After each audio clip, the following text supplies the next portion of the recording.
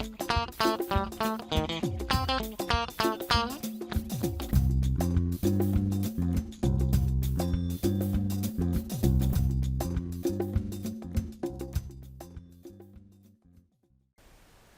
matestuberos! En aquest vídeo intentaré explicar-vos què són les integrals indefinides, d'acord?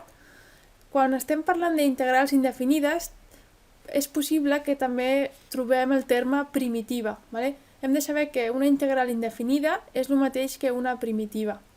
Però abans de parlar d'integrals vull recordar-vos el tema de derivada, ja que és un concepte que està molt relacionat amb les integrals. Si tenim una funció com aquesta d'aquí, x quadrat menys 3x més 1, sabem que la seva derivada seria aquesta d'aquí, no? 2x menys 3. I què és el que estem obtenint en aquesta recta? Aquesta recta és el valor del pendent de la recta tangent en cada un dels punts de la funció que hem derivat, no? Per tant, en aquest punt d'aquí, com veieu, la recta tangent té un pendent 0. I si us fixeu aquí, el valor de la x és 0. Si treballem a la part dreta de la gràfica, de la funció, veiem que aquí la pendent és positiva. És per això que a la recta derivada, a la part de la dreta de les x, els valors que tenim de les x són positius. Mentre que si treballem amb la part de l'esquerra, el pendent és negatiu, la recta tangent té un pendent negatiu i els valors de x que trobem són negatius. Per tant, quan anem de la funció a la seva derivada, el que estem fent és derivar. Mentre que si volem anar de la derivada a la funció inicial, el que estarem fent és integrar. D'acord? Per tant, quan calculo la integral o primitiva d'una funció com aquesta, el que obtenim és una funció que si la derivem arribaríem aquí. Per tant, obtindríem aquesta funció d'aquí, ja que si la derivem arribem aquí. I com s'escriu això? Això s'escriu de la següent manera. I com s'escriu això que estàvem comentant?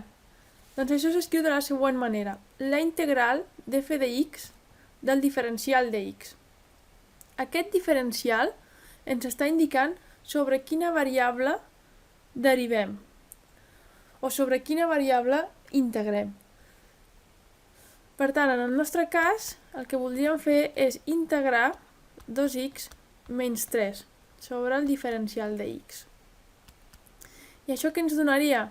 Doncs ens donaria precisament x quadrat menys 3x més una constant k. Per què posem una constant? Fixeu-vos que si posem més 1, la seva derivada seria 2x menys 3. Però en lloc de tenir més 1, si posem més 10, la seva derivada també seria 2x menys 3, ja que la derivada d'una constant és 0.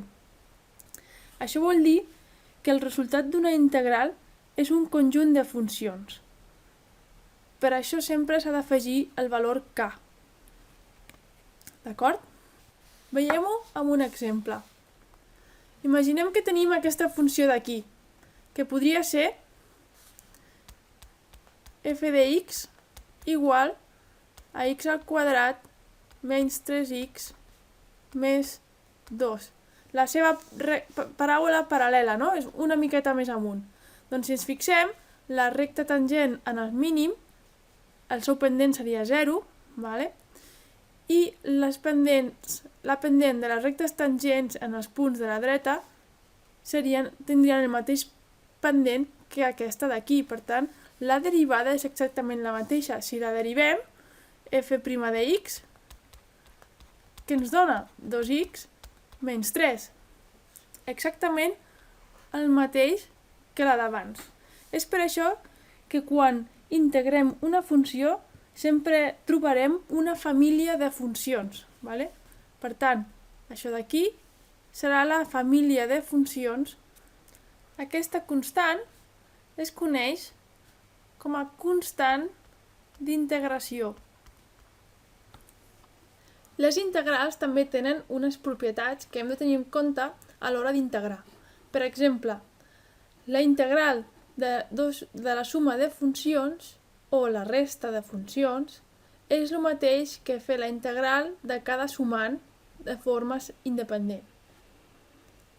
I després també hem de tenir en compte que si trobem una integral amb un nombre que multiplica una funció, aquest nombre el podem treure fora de la integral i integrar directament la funció. Anem a veure ara uns exemples per tal de tenir aquestes propietats una mica més assolides. Per exemple, quina seria la integral de 5x a la quarta més 2x pel diferencial de x? Doncs això seria exactament el mateix que integrar 5x a la quarta pel diferencial de x més la integral de 2x pel diferencial de x. I quan és això?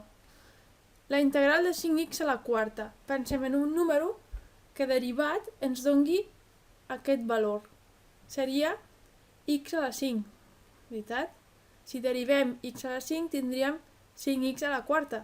Per tant, aquesta és la integral de 5x elevat a 4. Més 2x. Quina és la integral de 2x? Doncs exactament seria x elevat a 2. Vale? Perquè si derivem x elevat a 2 ens dona 2x, veritat? Bé, i amb això no hem acabat. Recordeu que una integral és un conjunt de funcions, és una família de funcions. Per tant, aquí hem de sumar la constant c o k o com li vulguem dir. Vale? I aquesta seria la primitiva de 5x al quadrat més 2x. Vale? Anem a veure ara la integral d'un producte. Si tenim un valor que multiplica una funció, ens en recordem que hi ha una propietat que diu que podem treure aquest valor fora de la integral i integrar només la funció. Per tant, la integral de e a la x, que seria una funció que derivada ens doni e a la x. Quina seria? Doncs e a la x, no? Per tant, aquesta seria la nostra integral o primitiva. 4 per e a la x més la constant. Bé, doncs, una vegada hem vist aquests exemples, heu de saber que hi ha unes taules d'integrals, igual que hi havia unes taules de derivades.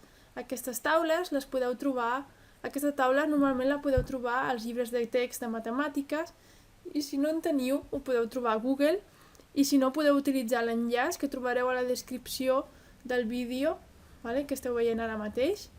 I us animo a que veieu els següents vídeos on trobarem exercicis i exemples de càlcul d'integrals.